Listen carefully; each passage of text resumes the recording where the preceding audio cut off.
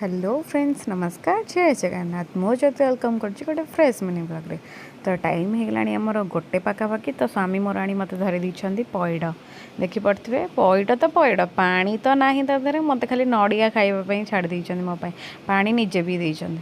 तो मुझे बसीगली माने तार नड़िया बाहर करी खायापाई देखिपे दीटा पैड धरिकी आसते तो आउ गोटे अच्छी एपर्यंत हणा है देखा जाओ केत बड़े हणा हो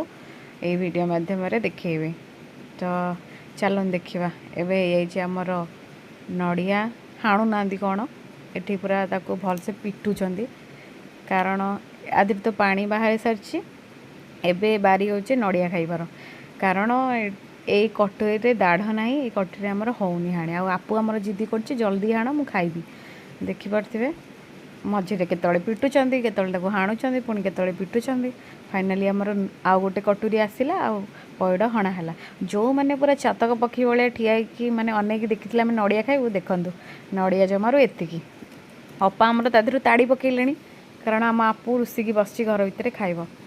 फाइनाली नड़िया सह टेकी नहीं गले आपको देखापी भिडियोटी एंड कली रही नमस्कार।